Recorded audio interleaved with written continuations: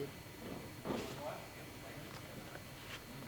Well, good morning and welcome to the Australian Olympic Committee headquarters, and obviously challenging times, and I thank you for taking the time to come in to this media conference this morning.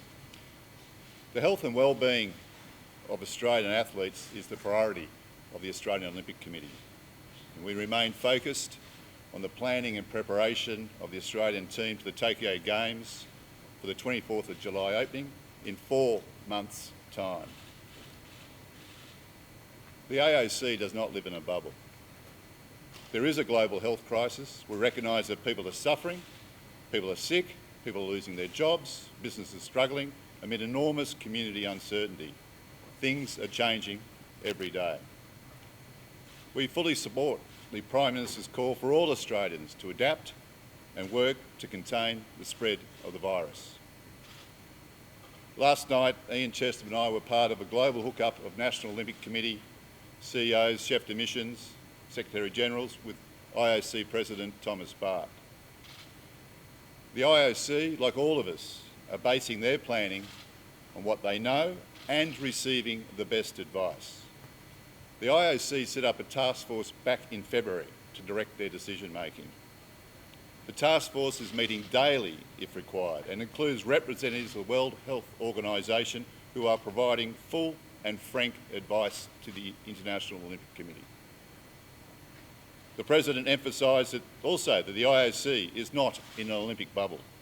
They, like us, are fully aware of the impact of the COVID-19 is having on athlete preparation, their families and the world community. The IOC has set out 2 overriding principles for staging the Games and guiding their decision-making, as to protect the health of everyone involved and support the containment of the virus, to safeguard the interest of the athletes and of Olympic sport. These principles are guiding the IOC's decision-making over the next 4 months. The AOC has put questions to the IOC centred around the health and well-being of our athletes, and those questions will be answered in the coming week. We want to get them there safely and get them home safely. My role, Ian Chesterman's role, is to adapt our planning and preparations to the here and now, working with our member sports and government to ensure Australian athletes have the best possible preparation and opportunity to do their best at the Tokyo Games. To outline the AOC's response and measures to do just that, I pass to our chef de mission, Ian Chesterman. Good morning, everybody, and may I add my welcome, and also obviously we gather today aware of the great difficulties that we're facing, everybody's facing, not only in Australia but around the world. So it's a difficult and challenging time for all. In looking at our response to the Games and getting our athletes to the Games in this environment, I always try and look through the eyes of the athletes. Athletes have worked for 4 years, 8 years, 12 years and more in some cases, and they want their Olympic moment. You know, for many, this will be their only opportunity to be at an Olympic Games. As Matt said, the clear message from our Japanese friends is that the Games will continue, and this is Prime Minister Abe's very strong statement, and he recently made that with the support of the G7 nation leaders. And as Matt also said, the IOC is still planning towards the Games to start on July 24. So if everybody's planning for the Games, then we must plan for the Games as well, because that's our obligation to the athletes. We know the athletes will want to be there, and we need to be able to deliver them there safely and get them home safely. We believe that the key will be to deliver the athletes to the Games coronavirus free. We anticipate that this will be a requirement of all athletes who attend the Games. So we're starting a conversation right now, starting today, with the sports to see how we can achieve this. And we're looking at a number of measures to work towards in conjunction with our sports. We'll be looking at more base camps and longer base camps here in Australia before they depart into the Games. Obviously, with a recognition then that they will be coronavirus free. We'll also look at longer base camp options in Japan as well, putting more athletes in the host country earlier, where they're in a controlled environment and then can move into the Games Village. Can I emphasise that we'll be looking at bespoke solutions with each sport? Some sports already have well-established plans, and it may just be a matter of extending those camps either here or in Japan. But we will work with the sports to come up with the best plan for them and their athletes, and we will also, just to emphasise, there won't be one giant base camp for Australia before the Games. We'll be looking at a range of options, bespoke solutions for each of our sports. Athletes' arrival into the village could be delayed so that they arrive more in a just-for-time arrangement for their competition. We'll be looking at special charter flight arrangements potentially to take athletes into Tokyo to ensure the isolation period that they've been undertaking is protected on their way to the Games. We'll continue to look to the AOC for their advice, obviously understanding that their advice is taken from the World Health Organization, which is pivotal in underlining our support in the confidence we have that the Games will be a safe place to take our athletes. There's still obviously much uncertainty, we accept that. There's still 16 weeks till we arrive in the village, 18 weeks until the Games commence on the 24th of July. Plans are changing. We accept that there's been great disruption to the qualification system as well, and that's a big challenge that everybody's facing. The international federations and the International Olympic Committee are working together, and last night the AOC president and his senior staff told us that those arrangements would be finished by the first week of April, which will give a little bit more certainty to athletes as to how they proceed to the Games, which is obviously important. Our mission is simple though, it's to deliver our athletes safely and in good health to the Games and to get them home safely and in good health from the Games. We'll continue to work with the best minds in Australian sport, and Australian sport is very lucky to be very well served by a number of outstanding people, and we'll be working with them as we make these plans. And we'll of course remain adaptable as we need to, but I think these initiatives are a good proactive stance that we're taking, and we'll continue to communicate that with our athletes.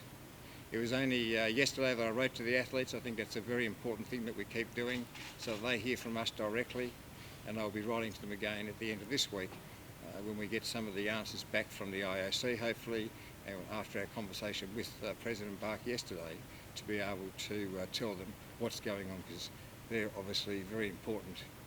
Their well-being, their understanding of the situation is very important to us. I think we can open for questions now. Okay, can I just ask this to both of you? The clock's ticking. If it's all about our athletes' welfare, how on earth is this viable, considering the position of other global sporting organisations with postponement or suspension or cancellation of major sporting events?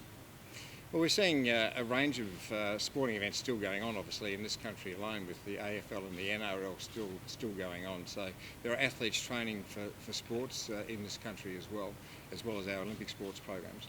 We have to take faith in the IOC process they've set up with the World Health Organization to be ensuring that the environment which we're moving into is safe. And the two principles they've underlined are that they will work to protect the athlete's safety and ensure that nothing contributes to the spread of the coronavirus, and that athlete interests are paramount. So that gives us faith, and that's the way we need to keep on working. How can they give that guarantee though? How can they? This is not going to peak until May, June. The Open Ceremony is on July 24. You know, athletes from around the world converging on Tokyo. Europe's crippled. 60% of your team have only qualified. Qualifying events are going to be disrupted. I just can't see how the IOC is taking this position on this global sporting event. Two key points to that, and Ian went through the two guiding principles. The first one is that 4 months. Right, it is 4 months. If you think back where this virus was a month ago, things have changed. It is that 4 months. The Prime Minister himself said the other day, no one's quite too sure how things will pan out over the next 4 to 6 months. So it is that 4 months, which is what President Bark talked about. They don't need to make the decision today. They're taking a measured process. They're getting, as I said, the best advice you can possibly get. World Health Organisation would not be advising him otherwise. The World Health Organisation has no investment in the Olympic Games. It is only the AOC and the National Olympic Committees and the athletes who have investment in the Olympic Games. So it's those 4 months, and it will shift as we move through those 4 months. And based on their two principles, that's what gave the AOC the confidence to support it. Based on those two guiding principles, that's what the IOC will make their decisions on. So if things change, then the IOC's decisions will change. They don't have to make that decision today. That's fine, but did the hooker look at a plan B? Because at the moment, you're only talking about plan A. There's nothing else the IOC is looking at. In your hookup, did anyone ask the question, what happens if we do have to delay? That is a decision for the IOC to make, and what they have not talked about postponement at all in any conversation to date, and they have not talked about. Isn't that irresponsible? Well, the decision of cancellation or postponement is their decision. It may be they have to make that decision. But you're on the hookup. Do you get any sameness? Do you have to think this is what Australian Olympic Committee feels like? You've got John Coates, who's a key player. He's not here because he's in isolation. And this is the world of business. Yep. Did you put it to the IOC and say, look, maybe we should look at plan B? What their plan A or plan B is their business. What we want to make sure, for our purposes, the AOC's purposes, is that their decision-making process to get to either plan A, B or C was good. And that's what we were working towards. And our paramount thing, as I said at the beginning, is to look after the health and well-being of our athletes, both here and in Tokyo. What they've given us last night was those ironclad guarantee of the two principles which are guiding their decision-making. Hang on.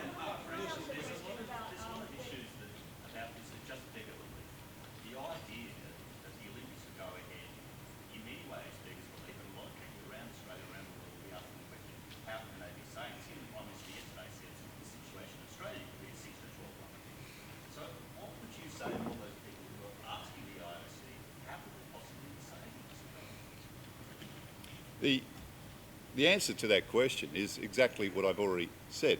You know, the IOC isn't making up their own advice. They are not living in a bubble. They see exactly the same things that you and I see as well. They're basing their decisions on their advice from World Health. They're basing their decisions on the advice from the Tokyo governor. They're basing their decisions on advice from the health organisations in Japan. If that advice changes, then I'm very certain actually, the IOC, based on their two guiding principles, will change their decision. Given that advice and all taking it, it probably gave certain people in this room was a reluctance to believe that advice, and the public in the same way. So I'm just wondering about the athletes that you've spoken to and how they feel about you giving them assurances based on this level of advice. Yeah, I'll take that question because I'm the one who's been at the coalface with athletes over the last month, and I've been around the country and announcing athletes, and each of them, when announced, are delighted that they're going to be going to the Games. I continually get feedback that they want to go to the Games. I've not had any question directly from athletes asking me about the impact of the coronavirus, and that's why we've been on the front foot to continually inform them as to what's going on. I've no doubt that athletes want to go to the Games. I think it would be a fantastic thing if the Games could come off in a corona-free environment, and that's what Japan is committed to. And you've seen Prime Minister Abe make those statements only last weekend in terms of his commitment to providing the right environment for the Games. We have to have the right environment for the Games. Obviously, that's paramount in everybody's decision-making process to proceed. So the athletes themselves, though, have been very strong in their continued desire to train and to prepare for the Games. And what, presumably, if there is any reckless coronavirus still going around the communities in 4 months' time, the athletes who go to Tokyo around the world, not to mention the coaches, the support staff, the admin community, will all have to go into some kind of lockdown information. It's That's something yeah. that's being discussed. Well, it's what based on which we're working, is that anybody involved with the athletes and the coaching staff will be in a corona-free virus environment. So I'll start that again. Any athlete or coach or support staff or person involved with the games will go into a corona-free environment. That is the basis on which we're working. So then we're working here in Australia is how do we ensure that our athletes are coronavirus free when they get to Japan, or how do we quarantine them within Japan? And that's obviously of paramount importance to us. It's what makes the games possible. Does that mean they'll be able to train for those 2 weeks that they're in lockdown prior to the game? We're already seeing many sports are planning training camps in Australia before they left anyway, and I mentioned that the solution would be bespoke, and that's what they will be. So swimming already have camp planned in Cairns, and they have one planned in Japan, for example. So it's how we work with those to make them longer and make sure that they meet the medical requirements. We'll continue to take medical advice about that. So sorry, what I was wondering is, once they go, if they had to go into 2-week quarantine period in Japan, would they be able to train during those 2 weeks? Yeah, Would they be stuck in a hotel room? So that's one of the things we're looking at, is how we create a base camp in Japan for those athletes who we need to take through Japan, so that they can meet any quarantine requirements that will be in place or might be in place at those games. What measures did you put to the IOC on the hook-up last night from an Australian perspective? What measures, guidelines, stipulations as far as our team's concerned? We have asked a series of questions of about well over half a dozen, and they're very focused questions. They are about athlete health and wellbeing. It is about the things that Ian just touched on then. What is going to be the quarantine requirements of going to Tokyo? What assurances can the IOC give us about the athlete village? What testing availability will be there for the virus? If a virus breaks out during the games, what will happen there? All those questions we've put to the IOC, and we were told by the President last night we'll have answers to those questions by the end of this week. It's all about a level playing field. How can there be a level playing field when other parts of, say, Europe, for instance, are in total lockdown? Like anyone who's competing for Italy would be so disadvantaged, and Germany and Belgium. I mean, and here in Australia, we're probably not so bad. How can you have Olympic Games without a level playing field? I think the athletes want to go to the Olympic Games, and so therefore we need to provide them, with the best possible opportunity that the circumstances allow. I think every Games is a Games for its times, and there's no doubt the Olympic Games of Tokyo 2020 will be different from what we saw in Rio or in London or other games. So I think the athletes still want to go there, and they still want to test themselves against the best athletes who are there in the competition, and that's the case at every Olympic Games. And Do then you think it's just a commercial decision here? I mean, it's a big deal, the Olympics. I mean, it's the biggest thing going around. I mean, you think clearly they're just thinking about, the brand before they're thinking about people's safety here. Because hand on heart, there are a lot of people, Nick Green, 70% of the Japanese population believes the game should go in. Hand on heart, do you really think this is the right thing? the IOC's finance. No, Sorry. your opinion. Yeah, As a hang on. parent, as The IOC's finances, going to your question about it being economic or financial, have always been built on of the games not proceeding. So in terms of an impact on the IOC, they're insulated against that. So they have already that in place. So their decision making is not around the financials. The decision making is around the two principles that I read out before, which puts athletes at the centre. To safeguard the interests of the athletes. So going to your question about level playing field, again, we're sitting 4 months out from the games. As we get closer to the games, if that level playing field is such that it's not safeguarding the interests of the athletes, then the IOC will affect this decision then. So even, yes, as a parent at the moment, which I am a parent, but none of my kids are going to the games, then of course I would be concerned, and that is exactly as Ian said. We are working hard with our sports, not just on their preparation, physical preparation, but also their mental well-being as well. I'm very conscious of family and friends who have also got a lot invested in this well, because getting to the games for 4 years isn't just about the athletes, it's also about the family. So I'm very, very conscious of that. And a lot of our communications back to our sports, and I've got a hook up on Friday afternoon with all the CEOs of our sports to talk through these issues. They're not simple, they're quite hard, and I accept that, but we have that time period. If things change, and no doubt they will, then obviously different decisions may have to be made. Just on athlete welfare, it's a huge role of the dice, isn't it? Let's cut to the chase. I think what is important here is that the medical advice that we put in place ensures that we can deliver our athletes to the games in a coronavirus-free state. That's the thing that we want to do, and we'll take the top medical advice to do that. And obviously the Japanese authorities and the AOC will also be taking the best possible advice in terms of the way they set themselves up over in Japan. We're seeing already Japan is quite static in its numbers of coronavirus compared to most other places in the world, and they believe that they will have it well under control by the time we're there in July, and let's hope that's certainly true. Yeah, but you can't give a cast iron guarantee that the athletes' welfare won't be compromised. Come on, I mean, look at the EPL, look at the NBA. I mean, global sporting organisation, and yet the IOC is still pushing ahead with this global sporting event. You've got to admit you can't give cast iron guarantees about athlete welfare.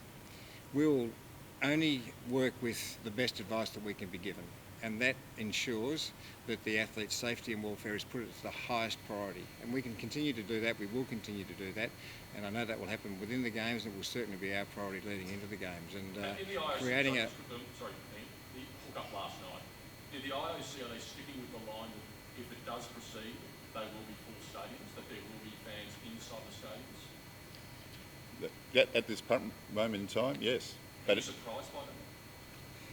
it's the 4-month separation. No, it doesn't surprise me, but it doesn't surprise me because, as I said before, if circumstances change, then those decisions will need to be made. And they are the IOC's decisions, not the AOC, sorry. How come the AOC represent the best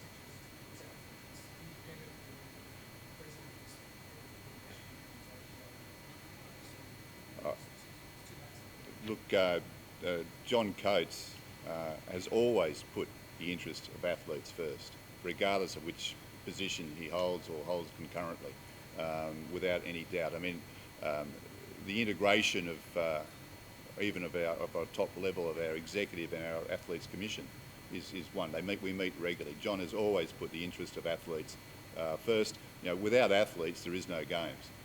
It's as simple as that, and John has always put that first and foremost. And as the chair of the Coordination Commission for Tokyo, he is looking after the athletes is one of his prime role. The whole process of the Coordination Commission is to ensure that athletes can compete at their best at Olympic Games and have their health protected. So John is totally focused on that. So there's no conflict at all.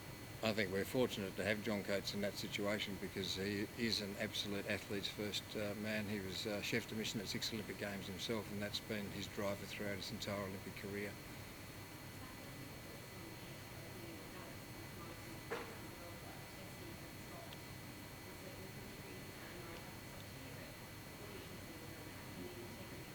Well, WADA has issued a statement today, and I always look to WADA, not commentary, because that's the source of truth for world testing. And they are working through that with the testing authorities around the world, and they're working closely with the IOC. Obviously, it's been compromised. As I said at the beginning, we all have to adapt to the changed environment we're in. The independent testing authority will be in charge in Tokyo. So WADA appreciate the challenge, but they're working very hard to ensure that the best testing regimes remain in place. And they made that statement today. With social distancing, for instance, training, and how do the athletes like the track field, they sort of train in groups, swimmers, swim beside each other. I mean, obviously that has to be all changed, how they train, they've got to be distance apart. Well, one can only imagine that exactly what's happening at the NRL and the AFL as we speak, because they are certainly contact sports, which is somewhat different to a swimming sport. So sports have to adapt and they have to work their way through that. And obviously, as the Chief Health, Chief Health Officer of the nation said, you know, cleanliness, washing your hands, those are the very key parts of keeping this virus under control. So putting in appropriate hygiene systems, both at training venues, ensuring training venues are clean, and the athletes, when they come in, appropriately clean. They're the sorts of things that we will be discussing in the sports. I know the sports are doing already. when rowing was going to hold their national championships, were now been cancelled.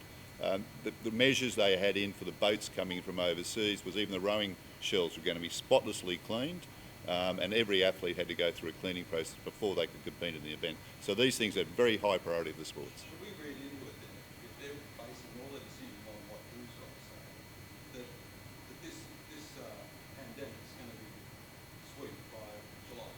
Because that's nowhere in the world has anyone said, the Prime Minister said 6 months minimum yesterday. No one in the world, I can't establish anyone who's in the world who said this will be all over by July. Again, So is that what who's telling the IOC? no, who aren't telling the IOC it's all going to be over either next week, the week after, or in 6 months' time, or in 12 months' time. They're giving them advice at this moment in time. The IOC do not have to make the decision on the games at this moment in time. There is 4 months. When's the deadline? That is something which I honestly cannot tell you, When do because think that's the deadline not. should be? That's a matter for the IOC. No, it's not. It's a matter of you are a player. You can say, we think a decision should be made at this point for our athletes. As Ian has already said, our athletes have been working hard for this. The AOC does not have to make that decision, does not have to make that call at this moment in time either. It's the same as the way the rest of the sporting organisations around this country and around the world are trying to make things work for their athletes and in other cases for their fans during this period. We are adapting, we are changing. You make the decisions when you need to make the decision. We are 4 months out. That decision does not have to be made today. The AFL and the NRL, and their competitions are already started, and they're making the decisions a few days before an event. So it's the same thing. It's a bit different. What's the difference? It's a lot, the scale is much smaller. Of course the scale is smaller. This is a global. I understand that totally. But you can make the decisions in a timely way. It's not a moment to toss everything out and panic about things. It is to work hard as we are for our team to ensure they have the opportunity. If the games are going ahead, if we didn't prepare our team properly, if we didn't prepare our athletes properly, and the games did go ahead and they were safe, that would be the wrong thing to do. But how do you prepare them properly in the current climate? I think as Ian has already outlined. Doesn't there come a time, in the interests of everybody, the broadcasters, the athletes, all the organisations working towards the point, we have to say, this is not possible and we have to postpone it by a year or two. And I guess a lot of people would be saying you would need a large lead-in to postpone an event as big as Postponing an event as big as the Olympic Games has an impact on every other world event in 2021. There's the Winter Games coming up in 2022. There's another Olympic Games in 2024. There's FIFA Women's and Men's World Cups coming up in those years as well. The decision, I go back to their principle, which is to protect the health of everyone at the Games. It's not just the athletes, that includes the officials. Australia will take a team of 1,000 people to Tokyo. So it's not just the athletes, but it's also the officials, there's also the broadcasters, the fans. So if you go back to their guiding principle, if that guiding principle is going to be compromised, then the IOC will make the appropriate decision. All they're saying is they do not have to make that decision today. So look, either goes ahead or cancels, is that correct? No postponement. It's always been the stated position of Yep. the Olympic Committee that a Games goes ahead or is cancelled. Fortunately, very few have been cancelled. Matt, yesterday, you were involved in a hookup with the sports minister and the health official with some of the Australian sports. How different were the concerns in that hookup compared to the hookup you had with the IOC? Unfortunately, Tracy, I wasn't involved, but I am aware of the outcome of it, and they're having a number of hookups at the time, and I've seen the statement put out by the Minister's office. It's quite sensible guidelines for community sport, so that community sport can continue over the course of this health crisis. So we applaud the government for putting those guidelines out to community sport. As I said, I've got to hook up with my member sports on Friday, and that'll be a discussion point. Yep.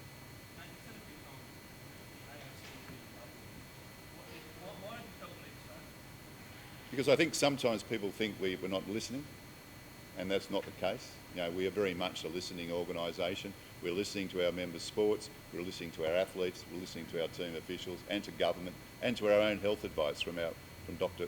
Hughes, who's also the medical director for the Australian Institute of Sport, we're listening to them as well. And that's what we base all our decisions on as well. And decisions are made in a timely way. You know, if the games were tomorrow, which they're not, then the decision would be different. But the games are in 4 months' time. There's a really strong perception that the Olympics have sort of been battling through this, thinking we're special, we're the Olympics, this is going to happen. But it honestly feels like there's been a bit of damage to the Olympic brand in the last few months in your response.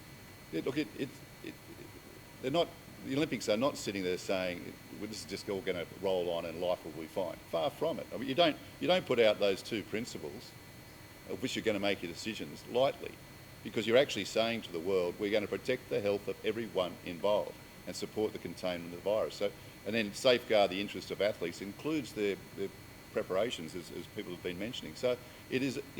You don't put those two principles out as their anchor principles if you're not serious about making the decision at the right time. And that's what Thomas Bach was very definite about. If the decisions have to be made, they will be made. We will not put everyone's health at risk. We will not, we will not safeguard the interest of the athletes. That's what comes first and foremost. You can understand people's perceptions, though, that some might Totally. process as being International Olympic Committee arrogance. I think one thing which is really important to put in place here is the fact that the Japanese government themselves are determined to hold these games because they believe that they can do that. They believe they can get the coronavirus under control in their country, and they believe that it would be a great showcase to the world in this time to demonstrate that we were able to achieve an Olympic Games in such an environment. And it's a huge challenge to do that, but that's what they're working towards, and that's what the IOC is working towards. Did you indicate that it will either go ahead or be cancelled? That's always the situation with an Olympic Games, is that there's two possibilities: the games proceed or the games are cancelled. So they won't postpone? That's not been talked about in any of the Olympic circles, and the host city contract considers conducting the games and cancelling the games. That's the contract. Do you think that there would be an opportunity to show some flexibility in that? Yeah. The magnitude, if you've already touched on, the magnitude of the Olympic Games is such that a postponement is not a simple, I would imagine, I'm not the IOC, is a simple thing to do. You've got an Olympic Village which has already been built, and it would no doubt have a timeline of when those apartments are handed over back to their property developer. You have a timeline on the venues. There are other sporting events in this world that use the venues in Tokyo. You have a timeline for the athletes, and there are other international competitions that will come in 2020, in 2021. Postponing an event the size of the Olympic Games is something which I would imagine the IOC would find difficult to do, and I can understand why.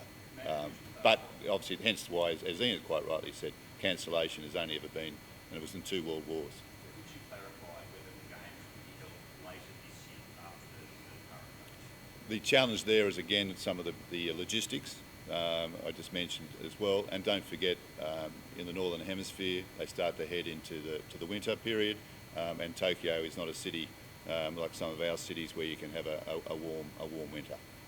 So that would be, would not be possible. If the situation rolls on and the IOC wants to buy time, they couldn't say we'll hold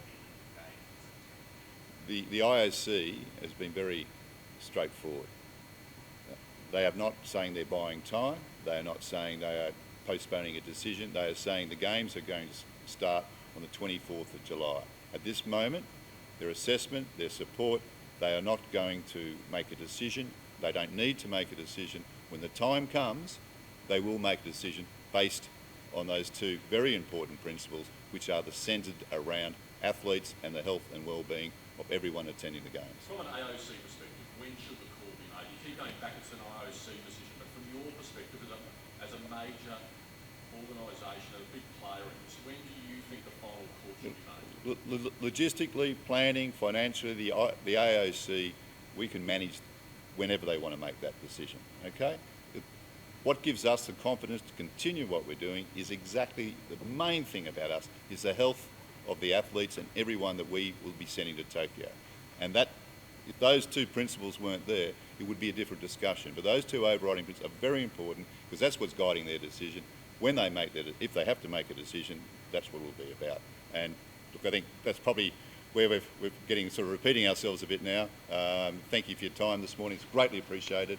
And we will keep you fully informed as we get closer to the 24th of July in 4 months' time. Thank you. Thank you. Thank you, everyone.